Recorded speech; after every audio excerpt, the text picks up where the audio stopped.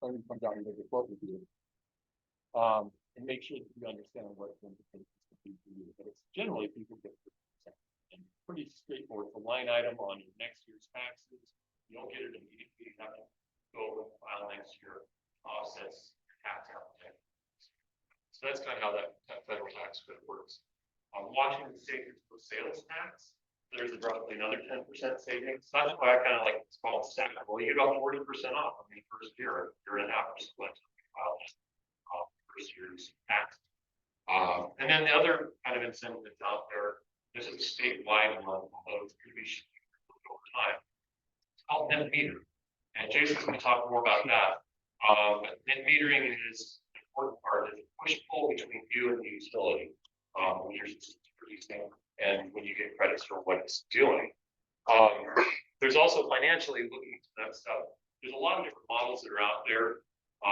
The best model for you is to get Portugal cash, do it that way. Avoid the rising interest rates that are happening right now. One of the ways we've been trying to bring this up is looking at, instead of return on investment, what is the standard in our industry for a long time, looking at your monthly cash flow. Typically, your monthly cash flow on your electric bill will be less, well, you'll spend less on owning your solar system than previously paid on your electric bill, typically after 3 years.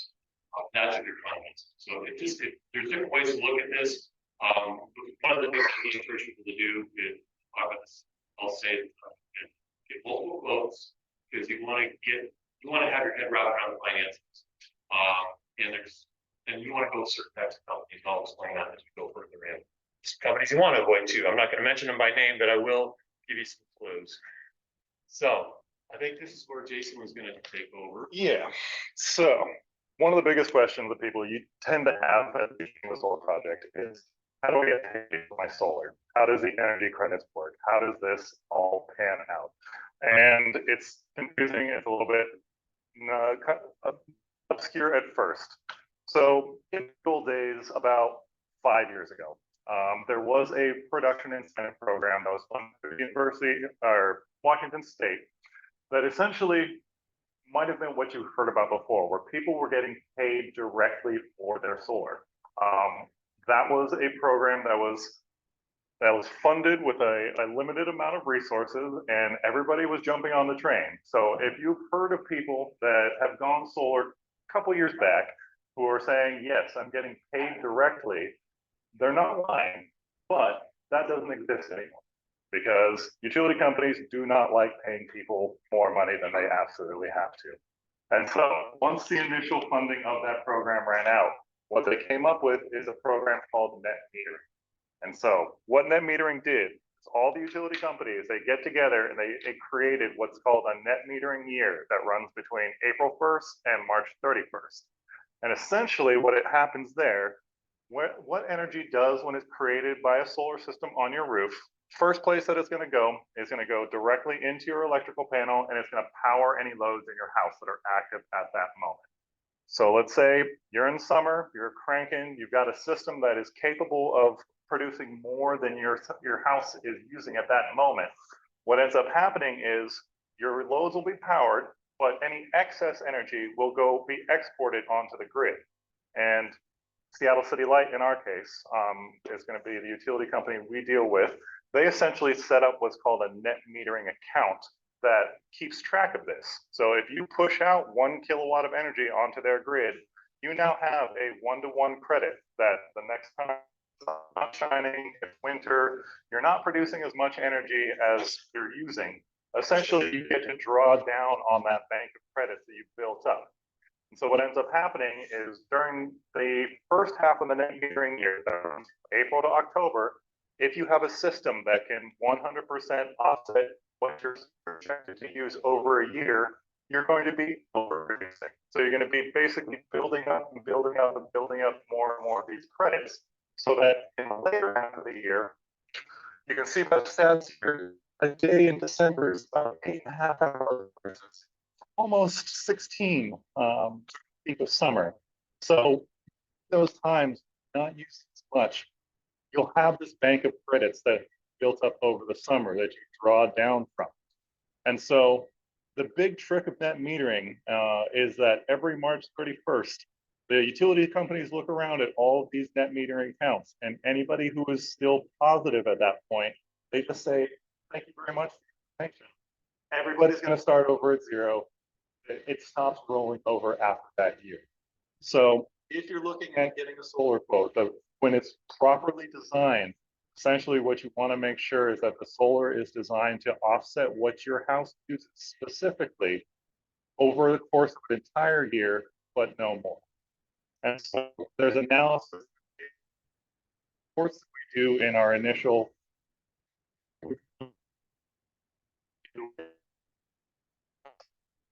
models. We will find a solution that will get up to that level if you have this, no more. And you want to just make sure that that's the goal of any system that you design. That's possible. That you see is actually when we ask for your electric bill in the beginning of a solar process, we're not trying to steal your information. It's just so that we don't overbuild the system for you and we get exactly what your house.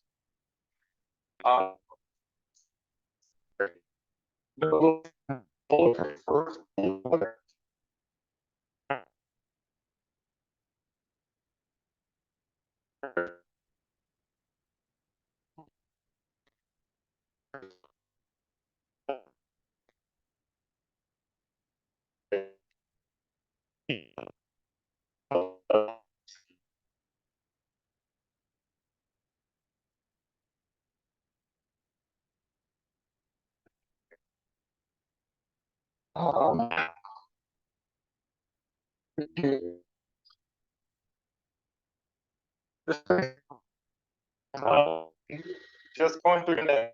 This is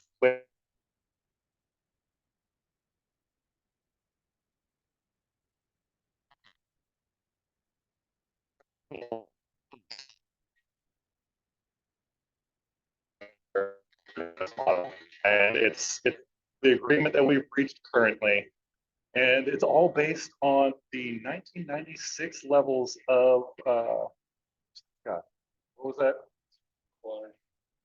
Yeah, basically they have this 4% number that is attached to some study that was done in 1996, and they said absolutely we will take on new net metering customers until we reach this limit. We are currently working in Olympia to try and expand that 4% limit because luckily for us, Seattle City Light is still a couple years away from hitting their 4% as things are going right now. 4% of it's like 4% of their electrical consumers or their electrical load. And they think that is like why they don't continue to modify given that our population is growing and all these other things. That was kind of the thing. Everybody decided to install it this quickly. So what would end up? That time was too expensive. So yeah. So they'll hit 4% and then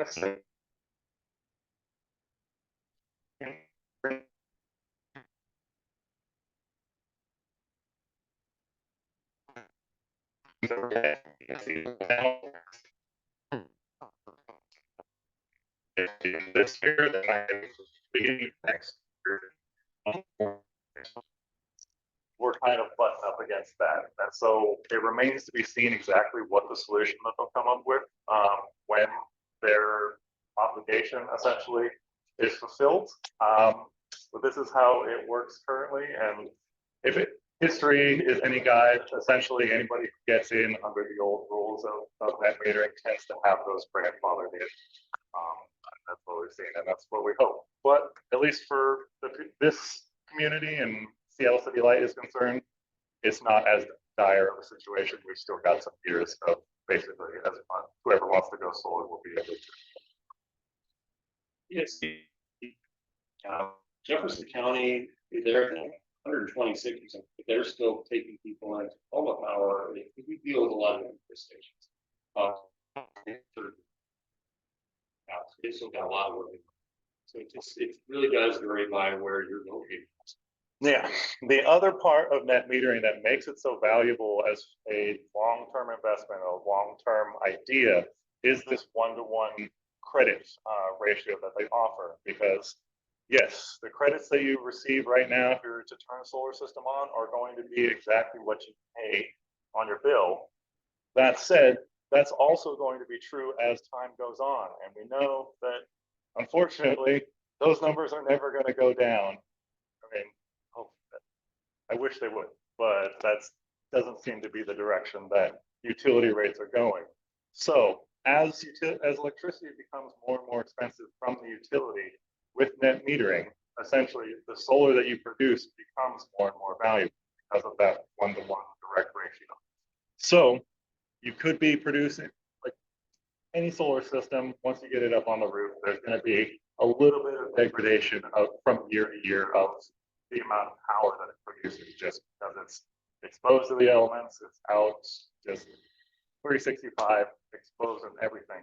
But the amount of energy that you produce will become more and more valuable, because on average, we're seeing, at least over the 20 plus years we've been doing this, it averages out to about a 4% increase over enough time. It jumps up 10% some years, some years at 0, but over enough time, you can expect your electricity rates to be going up about. And so having something that you own that will actually track with those increases kind of makes it an even better deal now.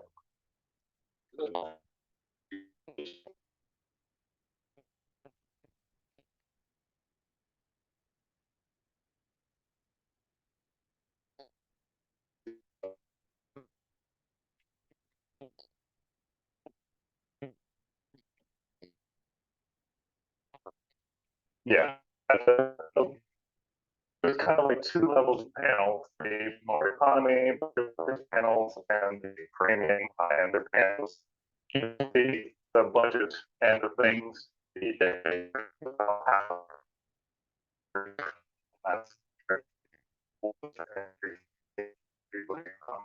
so net wise, usually the electric outpaces everything.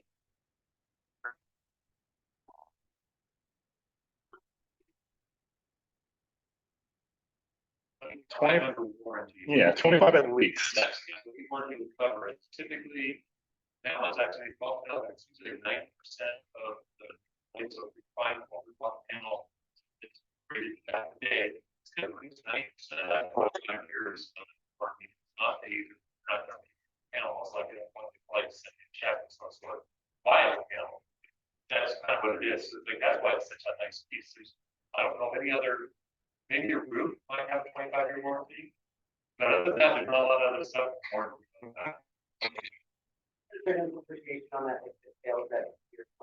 If it fails, then they'll probably do a replacement or a good check, and we'll look at the degradation rate.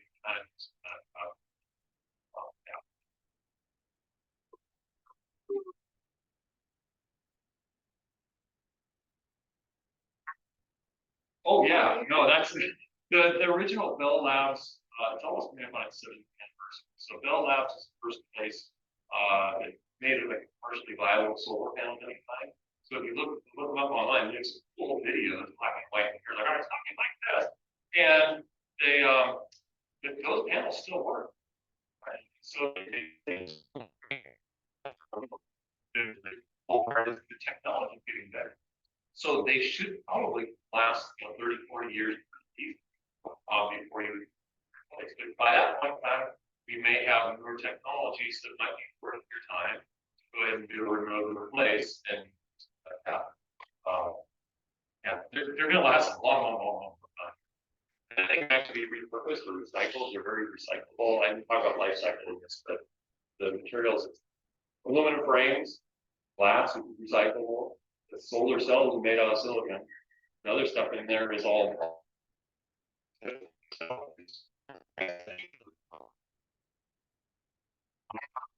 little on this.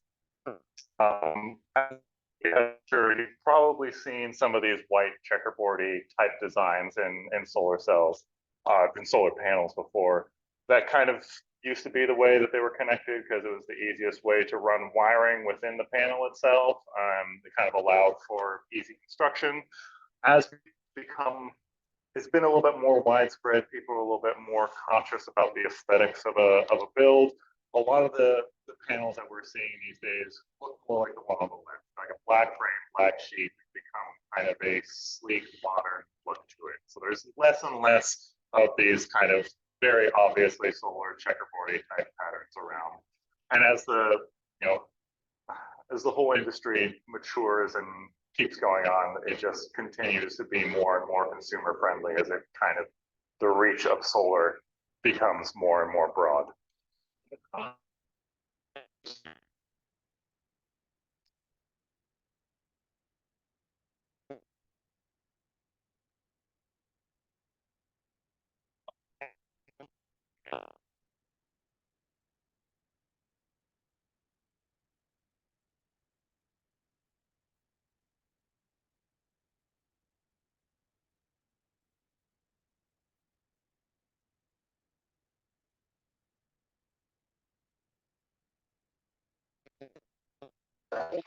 No, it's pretty bad.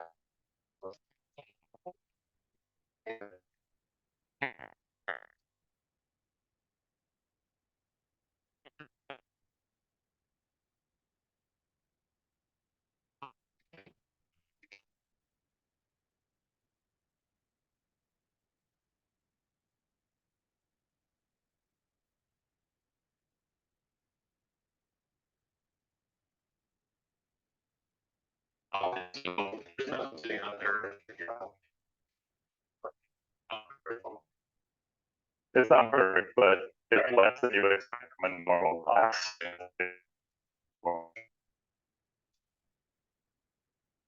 They started doing the anti-reflective coating about 10 years ago. So they've installed some of the Harlem airport. They've installed it in airports. So now it's one of the concerns.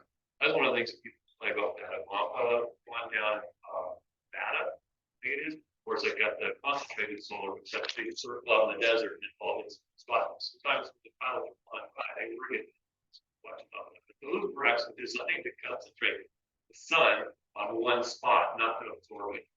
So yeah, the cool thing as people get these systems installed, there's a lot of people, you know, kind of wondering, what's my system doing? How can I check in on this? With the advent of what's called microinverters, which is what our shop runs, essentially you have a microinverter that lives behind every panel on your roof, and that immediately converts the DC energy to AC energy at the roof level before it comes out and down into your electric panel. Cool thing that allows us to do is that you have a desktop app and a mobile app that you can sign into, and you can actually see what each panel is doing at any particular point of the day. So if you want to check in and just see, how's my system performed today versus last week versus the year before at this time, there's a lot of data and analytics that you can pull off now, and it's very granular. It used to be that essentially when you had what's called a string inverter, where you have all DC energy going to the side of your house with one central inverter, you didn't really know what was happening on your roof, like panel per panel. So this helps in like basically people checking in on their systems. It also helps us as a service provider to be able to kind of remotely tell if something is a little wonky. So we can just sign in real quick. There's a representation of the system that'll be built into the Enphase app. So you can see if one particular panel is kind of dark, see a bright blue around it, that might be something to look into, and it kind of helps diagnose and localize these problems a lot quicker than we were able to before, and it cuts down on downtime of your system. Other than the fact that if you do have a wonky micro, now it's just that one panel that will be affected. Everything else around it still is the function to have full force.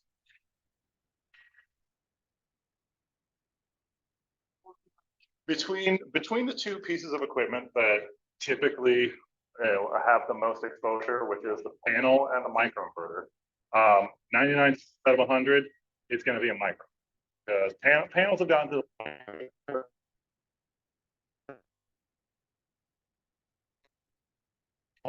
from manufacturer don't do a whole lot except so, microinverter. I'd say failure rate of those within the first 5 years, somewhere around. The nice thing though, if you get one of those wonky micros, typically the problems work themselves out in years 1, 2, 3. You can tell pretty quickly with them. And it's an easy fix for us. And the nice thing about the warranties that Enphase has, they cover not only the changing of the equipment itself for the full 25 years, they also pay us for our labor. So having us come out and put everyone off micro around, that usually works itself out decently enough, if not possible. So that's there are some pickups and new technologies as they come around.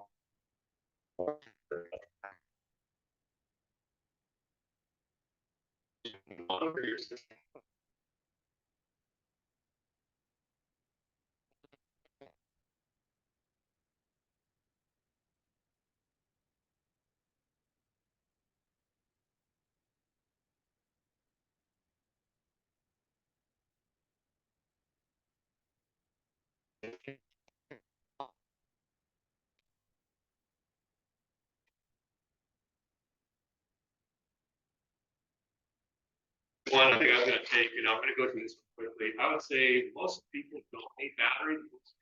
Love the idea of having batteries, but here in Seattle, you really don't lose. Depends on where you live at, but I rarely lose my electricity. And if I do, it's a quick blink and it's back on. Places further out might be a bigger issue, or you've got a medical device, you've got a dialysis machine, like that. You might want to have batteries like that. Without batteries, though, until very recently, maybe 6, especially configuration, they island themselves. When the grid goes down, they shut down because they don't want materials like I thought it was going to work. It doesn't, because when the grid goes down, they don't want those systems online, backfeed into the grid where some more looking linemen up or working on things to dead line. It's getting back and gets out. So yeah, it's a safety issue. But so they've always been they've always been designed. Yeah, but if you do a battery system on it, then you can island your home. You can't keep going. But the also think about this, I'm not trying to isolate on anything, sales on anything, but they're expensive. They're $15,000. It gives you 10 kilowatt hours with a Tesla Powerwall. And then it's like as we're getting close to soon, we're getting closer to bi-directional charging for cars.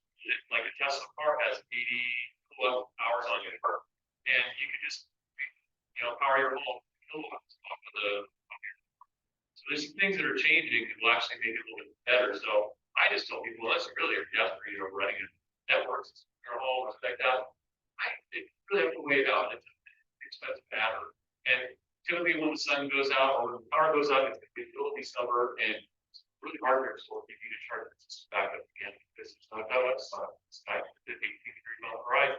So you got to weigh it out, but it's like, we'll design whatever you want, but we just try to give you a lot of heads ups on things.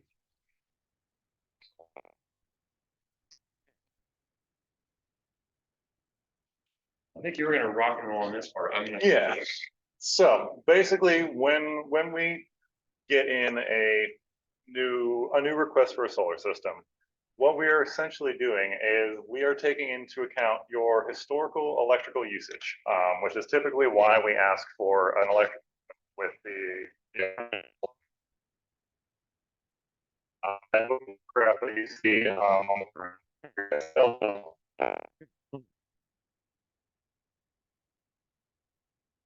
which is very useful to us.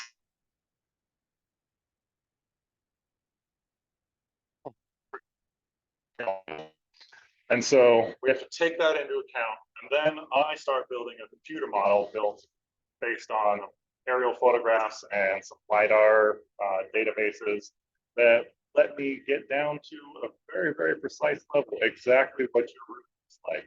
And that all matters. Like the orientation, the direction that your face is, how tilted it is, it all goes into how much energy is available on those roof surfaces for you to harvest through solar. So it takes a couple of days usually from the initial request, because I have to go in and correlate all this data from the different databases and build a very precise model and then put solar on it. So you might see that it'll take me like 3 or 4 days from the initial consult. We're doing things. We're making the model that's fair. It's just we want to be very sure when we propose a system that it is something that is going to be financially viable. Have you ever where sun that you guys have touched on? We do it all the time. That's what we call the shade talk. Yeah. And then it was really kind of sad and funny at the same time.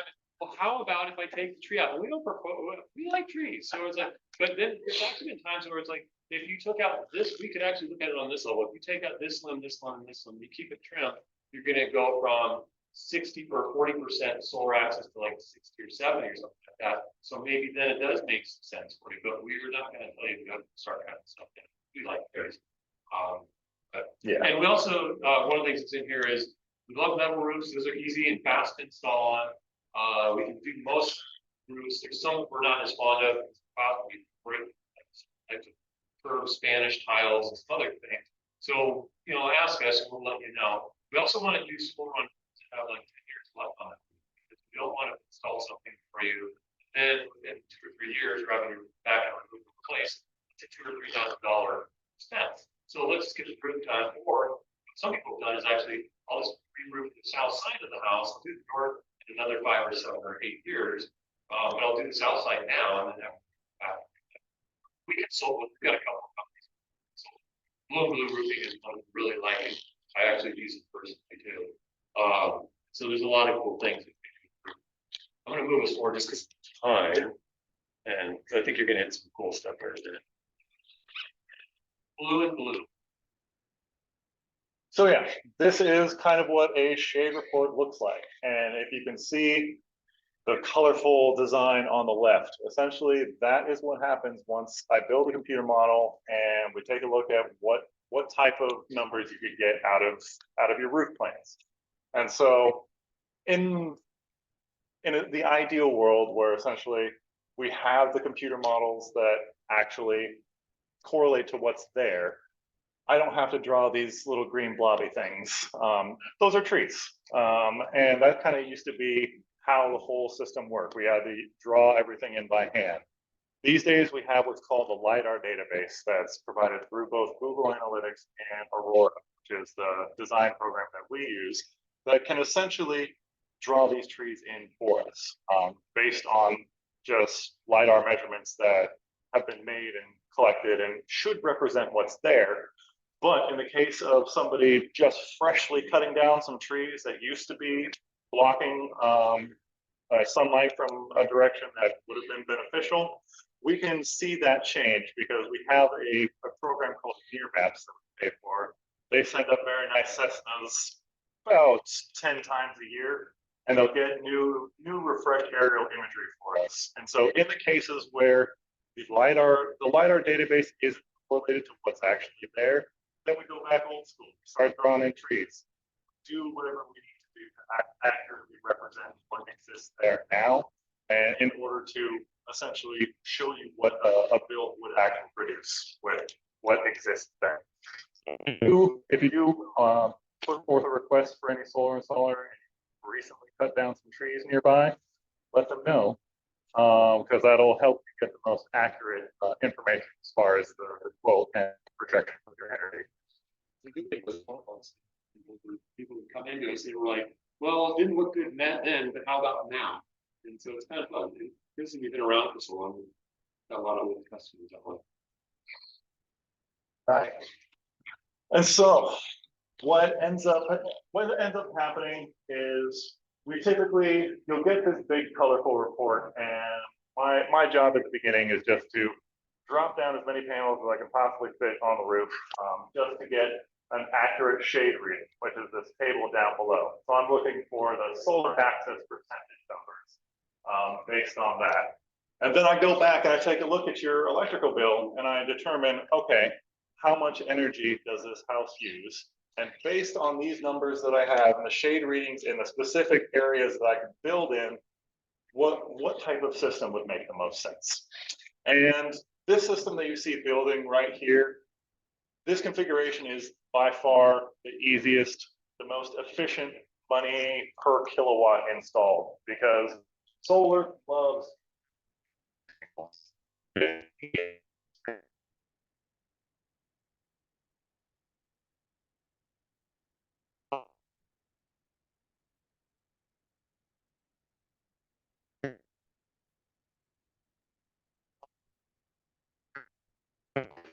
is rectangle, it drops right down.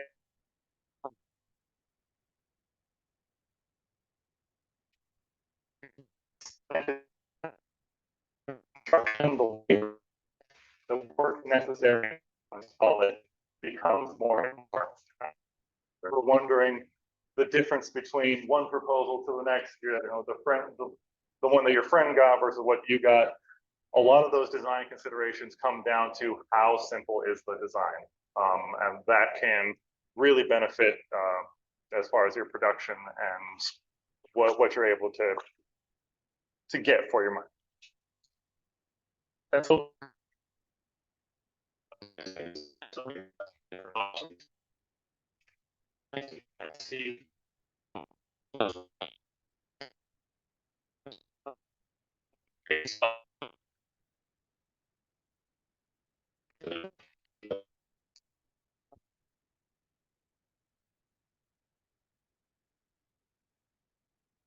$16,000 for a 4 kilowatt system, and 30% off of that would mean your out-of-pocket cost after the first year.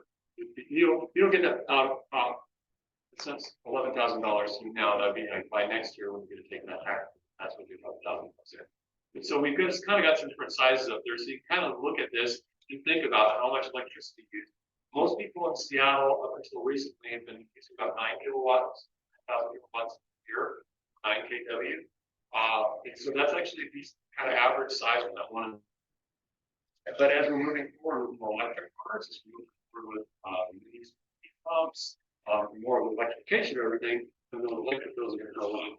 So we may need to actually increase sizes for people. We've had a number of our customers and new people that are coming to us as well saying, we're looking at adding, doing this, that, or other things down the road. So we'd like to know that. Yeah, it's got the same kilowatts as first. Oh, it is. I was lazy. Sorry, I was going too fast. I think that one would be 34 pounds. So that one would be 18, yeah, should be a lot more. Kilowatts. Yes, good catch. Yeah. That's too. Good eye. All right. This is generally what a quote looks like, or at least one of the pages on the quote that you'll get. But you will have a lot of information. It'll tell you kind of a lot about what particular manufacturers are doing. You'll have some kind of specs about the panels themselves. That's kind of the top level. Then it's just how much energy each of these produces. Typically, I'd have the amount of energy that your actual house uses. So instead of this average homes, I could actually give you a percentage of what you actually use.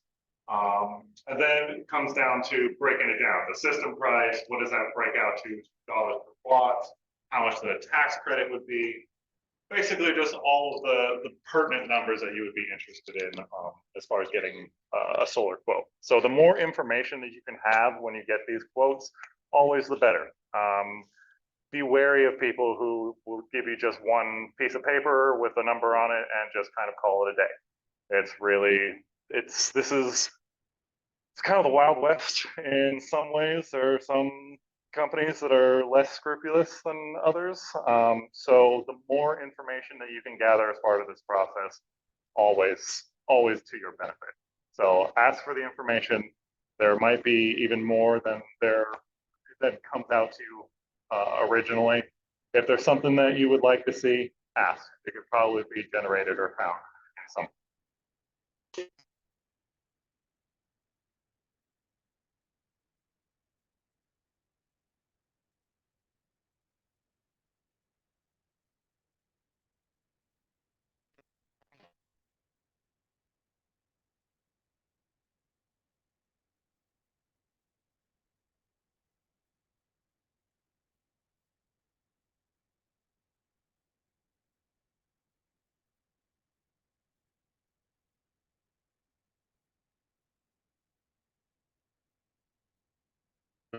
Not the biggest drop in the bucket.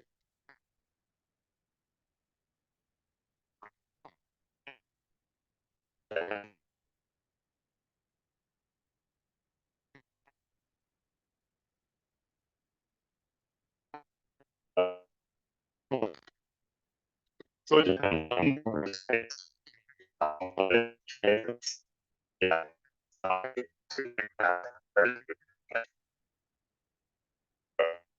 That was I have a portable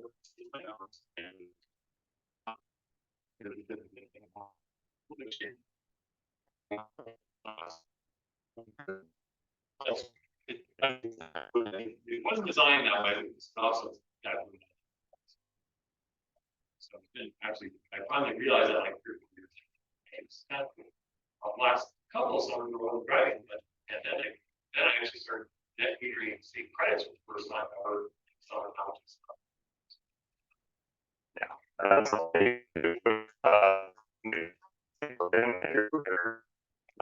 buying an EV or something like that, and you put in a request for solar, if you can take and be like, yes, this is, I can basically that because I know around what these things would cost, but I think it's easy for us to kind of future proof and show you, okay,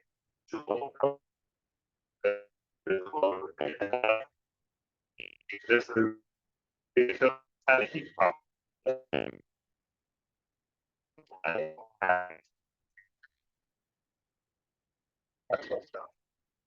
One other little quick drawing. Right. One of the things that actually helps out the payoff period on your solar PV is if you're driving electric, you're actually not having to buy gas. So you're actually getting a lot more bang, and it actually helps pay off the cost of your solar quicker. Cost of an e-gallon in the nation these days, you have solar, it's even lower. Versus the cost of a gallon of gas, which is what e-gallons based off is like anywhere was all their kids a lot less, up to $5 the last couple of years. So it really does. That's why EV and PV are just. So this is more information than really needs to be here. Basically, what this is boiling down to is that we are able to show you what the financial benefits would be as time goes on. There's information to be had about, all right, this is the type of loan that we're looking at. This is what a loan payment would be for at least the partners that we work with at Puget Sound Cooperative Credit. They offer energy smart loans kind of designed around these, and we have a good enough relationship with them to be familiar with what their financing rates look like. So if that's something that you're looking into solar, you're looking into financing, that's something that we can show you. We can show you what those benefits would be, how much you could expect to pay. The information exists there, and that's something that will be specific to the, your house, your design, your specific situation.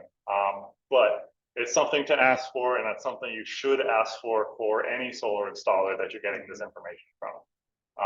So don't just take it at face value, X amount of dollars, this is what it would cost. Ask for some financials, ask for, some projection, some analysis of what it would cost and what the benefit.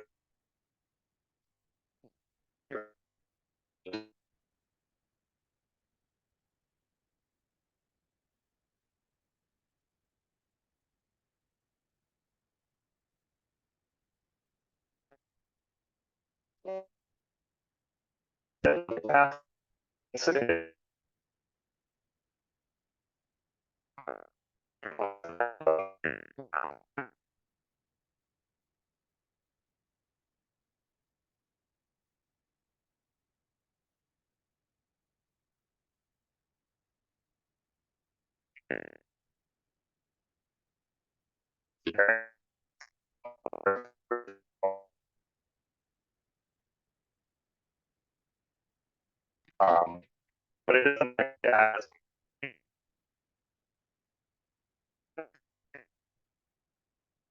4 pounds per square. And then you deal with, like I said, it's Wild West as far as morals and yeah, and Okay, I'm gonna jump in. Yeah. Because this is something that's really been, I've been doing this for 10 years. Yeah. I've watched a lot of things come and go. And you're seeing, if you're like me, you're seeing a lot of stuff on your social media feeds and on YouTube. And a lot of those companies don't tell you who they are. And they kind of hide behind a veneer. And when you start going down, I've looked at them very closely a lot. Look them up on Better Business Bureau. Don't just look at the review ratings. Look at the actual reviews, and you can see awful stories there. And so you really want to do your research. You want to make sure they're a member of the Washington Solar Energy Industry Association. That's kind of the club, so to speak. It's been around. Our owner was part of the original founding. They had their first meeting at the factory where I worked. So it's all near and dear to me.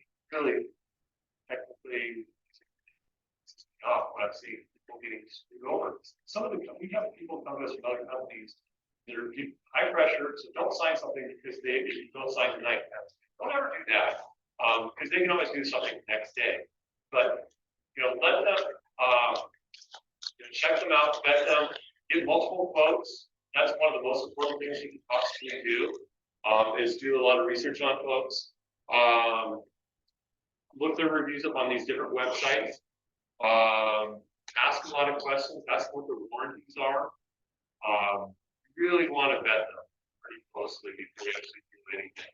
And there's nobody the sun isn't going to go away tomorrow. So there's no sense in making a deal that night. The sun is like so predictable, more predictable than hydropower is or any other energy source. It's the original source. It's not an alternative one. Without the sun, we wouldn't have our fossil fuels. So it's technically original. Anyway, I'll get up myself long. Yeah. I'm execute in the assessing shade. So yeah, get a new lead in. I can usually turn around a design for the initial about within a week or so. If we're like super slammed and busy, it might be like 2 weeks for the initial numbers to come out. After that, it's basically schedule a site visit with me. I'll come out, basically just confirm some things in your electrical panel, take a look at your electrical meter, assuming that there's no like big hurdles that we have to tackle and come up with solutions for. Once the site visit is done, you can turn around new numbers and get like a revised, finalized amount within a week or so of that. And then right now, from when you're on contract to when we're on the roof, about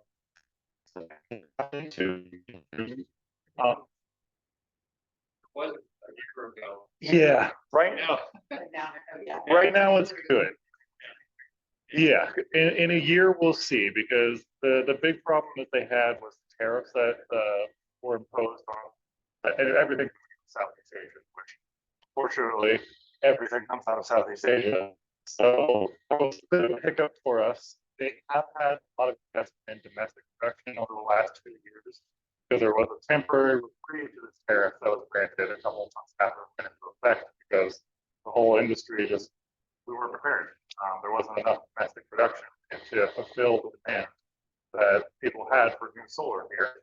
So as things stand right now, everything's smooth sailing. We don't got to worry about the tariff until it comes back in about a year, and then we'll see if the investment in the domestic production infrastructure was enough to counter the demand that we're going to have.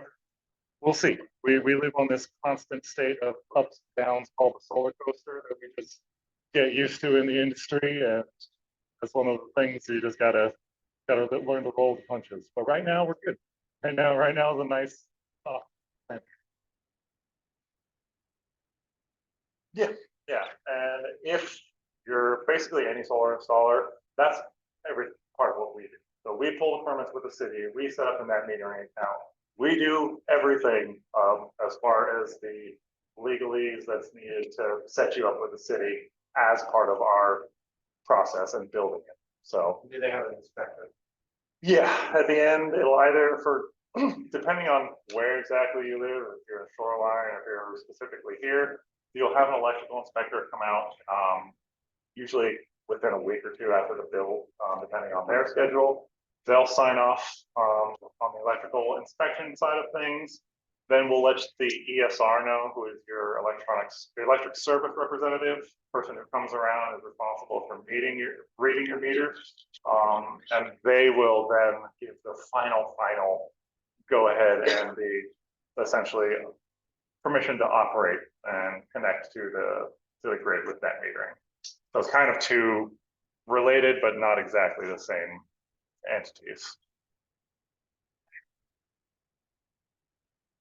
The lifetime of solar? So solar panel usually will, like, it's not necessarily life cycle, but it'll produce the amount of energy for about 2 years, and then it continues. And they're pretty awesome product. It's like the frames are made out of aluminum after recycling glass. You recycle 85% of this glass frame. Solar cells are made out of silica, which is the second most abundant element in the universe. Yeah, very recyclable. There's ribbon wire in there they're getting better at recycling it. The worst part that's in there typically is a little lead on the back, and it depends on the manufacturer. Some of them have a back sheet, made out of certain metal plastic, has to be pulled off.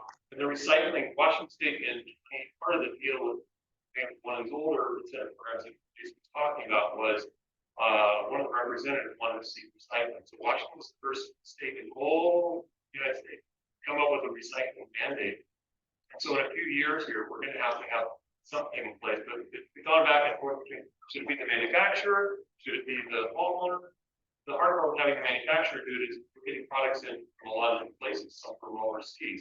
So they're not going to honor us. They're not going to send money in for that. So it has to be added. So the problem with what ended up happening is I'll get $5, $10, $50 charge at some point in time that will go into the life cycle of it, going back out.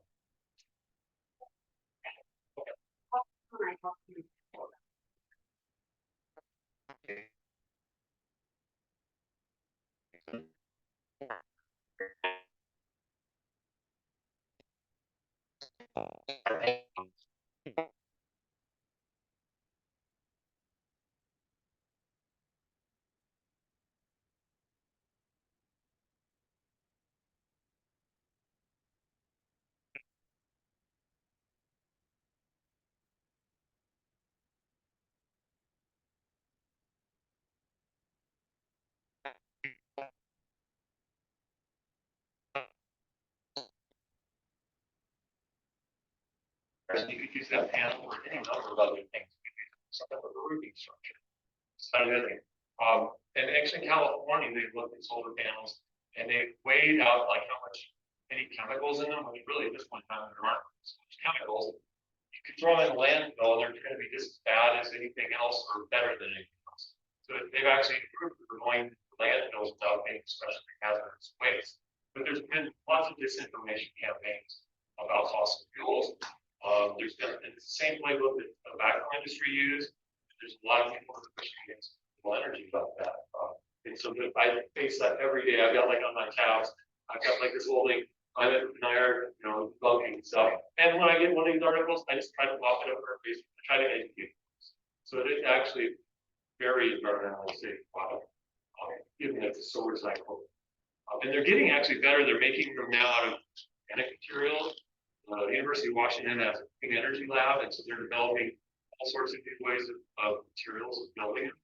We had an intern with us who came to us from Syria years ago in our master's program now. Biochemist, which actually has one in Syria, just got to do it here. And even with the batteries are a little trickier. So there's more stuff there, but even with those, they're right on the cusp of actually looking away from the cobalt, going with other materials. And again, this clean energy institute, there's companies there that have some pretty amazing products. You're gonna be put out there, it's gonna take 5 to 10 years. So there's gonna be a lag, but it's gonna be pretty amazing when we get there. And what would be nice is, when we're talking about that bell curve of production during the year, it's like these big batteries, but like the utilities, PSC has to get off hold like in the next 2 years. So they're investing in solar farms right now, which is great. But when you have like these dips in energy production, clouds go over, rainy day, whatever it is, they can charge those batteries and then dispatch the batteries when the rest of the grid is down when it's nighttime. That's how we're going to get there. Because we've got a certain amount of electrical, which saves a lot of money locally in Washington. We're super ahead of us in hydropower, and we've done great with all of our energy efficiencies, changing out light bulbs, better insulation, all those other things. So renewable energy is still on that gap. Solar is actually more predictable, as mentioned before, but it's more predictable than rain. We don't have to lean on our dams that way. We can take out the force river dams, throw some wind offshore, there's 23 gigawatts offshore, get that. So we've got plenty of roof space. We've got plenty of ability to do, we just have to have the full power to do it. Sorry, that's so far.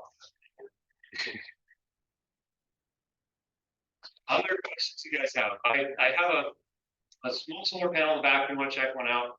We've got some little fragments of solar cells back there. Just go up and pick them up, take a look at them, see how thin they are, how fragile they are. Just be careful because they will break apart. I don't want to get any type of cells. If you're interested in doing a site survey, you're welcome to sign up back there. I've got brochures, I've got business cards, but really want to do education. So not so much sales and stuff. Just be a good consumer and ask, get 2 or 3 multiple quotes. Make sure they're good to medical companies. You'll see that really quickly. You'll feel it. Your radar will go up. So just it's good quotes. I do a question. You talk about the material and so forth. Is there still at the end of the day? I mean, has there been that much improvement in efficiency in solar cells? Because you're still dealing with soap and Yeah. I mean, So they're moving into these other kinds of materials. I can never say it. Thank you, perovskite. And that's one of the materials that they're moving towards. But they have, but it's been like, basically you get about a 0.5% gain every year as far as what's available commercially. Right. So you'll see something coming out of the lab. Most of the panels we sell, they're probably around 20 to 22%. When I started a decade ago, they're like 7 to 8%. So they're getting better, but it's not that much faster. And you know how fast they go with the energy efficiency on the blade of grass? 0.1%. Yeah, exactly. It's been boy, this time of year you're gonna be out there cutting it a lot. Yeah. Yeah. Yeah, no, a lot of folks are running over the years, they're waiting for the next holy grail of something being it's like you're gonna see a slight production increase every year, but you're not gonna all of a sudden have like this big change overnight.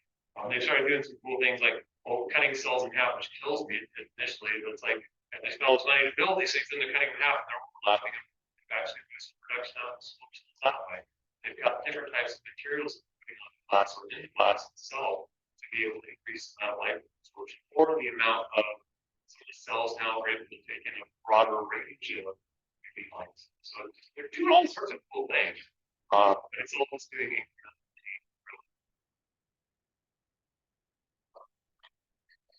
All right, I'll shut up now. Thank you. Oh, yeah, I just want to like sort of bring things